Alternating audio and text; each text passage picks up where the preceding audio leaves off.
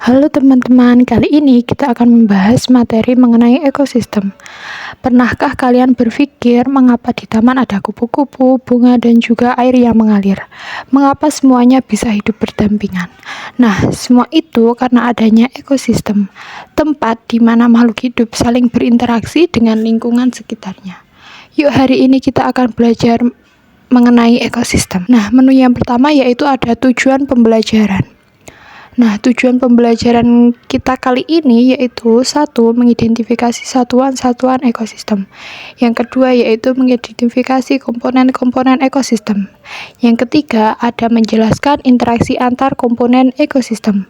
Dan yang terakhir yaitu ada menjelaskan saling ketergantungan di antara komponen ekosistem. Nah, kita kembali ke menu dan kita pilih menu materi. Ekosistem berasal dari dua kata yaitu berarti eko, rumah, dan sistem berarti kesatuan. Jadi, ekosistem adalah kesatuan antara makhluk hidup, yaitu komponen biotik, dan makhluk tak hidup, yaitu komponen abiotik yang saling berinteraksi dan membentuk keseimbangan. Contohnya, di kolam terdapat ikan, tumbuhan, air, lumut, batu, air, dan sinar matahari. Semua saling mempengaruhi agar kehidupan di sana tetap berlangsung. Nah, ekosistem sendiri disusun dari beberapa satuan-satuannya, yaitu ada individu, yaitu satu organisme, contohnya di sini yaitu rusa. Kemudian individu-individu ini akan bergabung dan membentuk menjadi populasi. Nah, populasi sendiri merupakan sejumlah individu yang sejenis yang menetap di suatu wilayah, contohnya yaitu rusa yang bergabung membentuk populasi. Kemudian, populasi-populasi ini bergabung dan menjadi komunitas. Komunitas adalah seluruh populasi yang hidup bersama dalam suatu daerah. Contohnya ada populasi monyet, kerbau, burung hantu, dan juga lain-lainnya.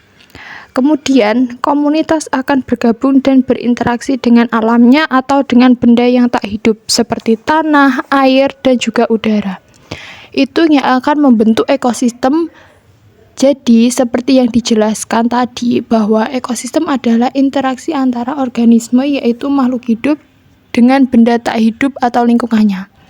Lalu, selanjutnya ada bioma, yaitu kumpulan ekosistem-ekosistem yang ada di bumi ini selanjutnya akan membentuk bioma. Lalu selanjutnya ada bioma, yaitu kumpulan ekosistem-ekosistem yang ada di dalam bumi ini. Dan yang terakhir yaitu ada lapisan bumi ini yang akan bergabung dengan atmosfer dan selanjutnya akan membentuk yang disebut dengan biosfer.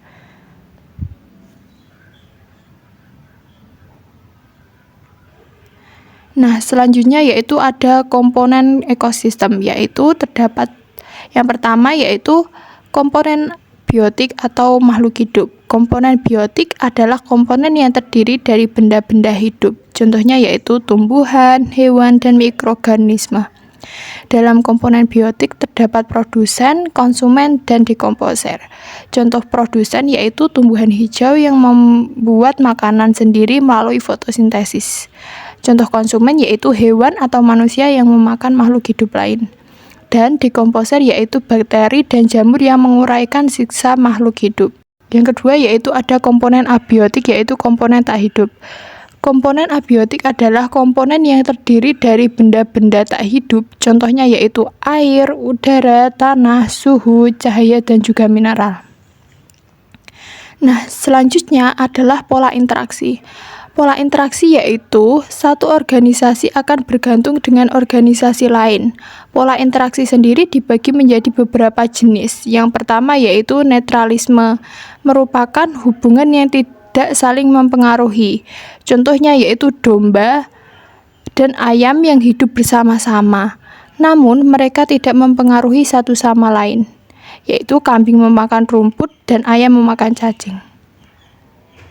Selanjutnya yaitu ada pola interaksi kompetisi, yaitu persaingan antar individu sejenis untuk mendapatkan sarana tumbuh dan berkembang. Contohnya yaitu ada singa yang memperebutkan betinanya. Selanjutnya ada pola interaksi predaksi, yaitu interaksi antara pemangsa dan mangsanya. Contohnya yaitu harimau yang memangsa kambing. Selanjutnya yaitu ada pola interaksi paratisisme, yaitu interaksi antara dua jenis organisasi berbeda di mana satu organisme diuntungkan dan satu pihak dirugikan. Contohnya yaitu antara nyamuk dan manusia. Nyamuk diuntungkan dengan memakan darah kita dan menjadi kenyang, sedangkan manusia dirugikan karena dapat menimbulkan gatal, merah, dan lain-lain. Selanjutnya yaitu mutualisme, yaitu interaksi yang saling menguntungkan dua belah pihak. Contohnya yaitu bunga dan kupu-kupu. Dengan interaksi ini, kupu-kupu memakan madu dari bunga, dan bunga dapat mempermudah proses penyerbukan. Selanjutnya yaitu komensalisme, yaitu interaksi yang hanya menguntungkan satu pihak, namun pihak lain tidak diuntungkan maupun dirugikan. Contohnya di sini yaitu ada ikan hiu dan ikan remora. Ikan hiu akan memakan makanannya dan kemudian sisa makanan itu akan dimakan oleh ikan remora. Pola interaksi yang terakhir yaitu amensalisme, yaitu interaksi antar organisme di mana salah satu organisme menghambat pertumbuhan organisme lain. Contohnya yaitu pohon pinus akan mengeluarkan senyawa alelopati yang dapat mengganggu kelangsungan hidup tumbuhan di sekitarnya. Selanjutnya yaitu saling ketergantungan komponen biotik yang dapat membentuk pola interaksi lainnya. Yang pertama yaitu rantai makanan, merupakan proses perpindahan energi melalui peristiwa makan dan dimakan yang membentuk rangkaian tertentu. Contohnya yaitu rumput sebagai produsen, lalu dimakan oleh belalang sebagai konsumen primer atau tingkat 1. Kemudian belalang dimakan oleh katak sebagai konsumen sekunder atau tingkat 2. Dan katak dimakan oleh ular, yaitu konsumen tersier atau konsumen tingkat 3. Lalu ular dimakan oleh elang dan elang menjadi konsumen final atau tingkat 4. Lalu lama-kelamaan elang akan mati, maka akan diuraikan oleh dekomposer. Selanjutnya yaitu ada jaring-jaring makanan, yaitu sekumpulan rantai makanan yang saling berhubungan membentuk semacam jaring. Jadi, rantai makanan tadi akan berhubungan dengan rantai makanan lain dan menjadi jaring makanan. Selanjutnya yaitu ada piramida makanan. Piramida makanan yaitu gambaran piramida yang menunjukkan perbandingan makanan antara produsen, konsumen 1, konsumen 2, sampai dengan konsumen puncak. Yang paling bawah disebut dengan produsen yang jumlahnya paling banyak sendiri. Dan selanjutnya dimakan konsumen tingkat 1 yang jumlahnya lebih sedikit daripada produsen. Kemudian konsumen tingkat 1 dimakan oleh konsumen tingkat 2 yang jumlahnya lebih sedikit lagi.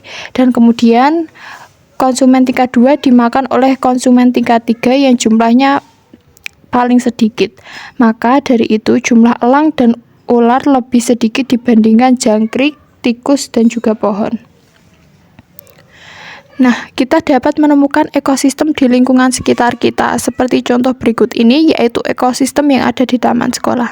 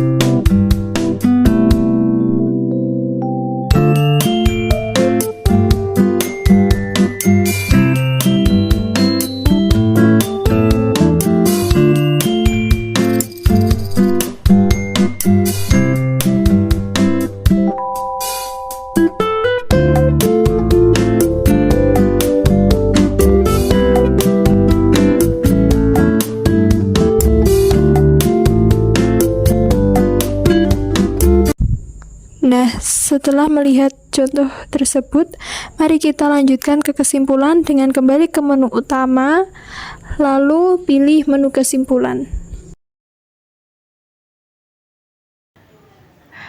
Nah, jadi kesimpulan dari materi ini yaitu ekosistem adalah hubungan timbal balik antara makhluk hidup dan lingkungannya yang saling mempengaruhi untuk menjaga keseimbangan. Di dalamnya terdapat komponen biotik seperti tumbuhan, hewan, dan mikroorganisme, dan juga komponen abiotik seperti tanah, air, udara, dan juga cahaya. Interaksi antara makhluk hidup membentuk rantai makanan, jaring-jaring makanan, dan piramida makanan. Dan ekosistem sendiri dapat ditemukan pada lingkungan sekitar kita. Nah, sekian video mengenai materi ekosistem. Terima kasih.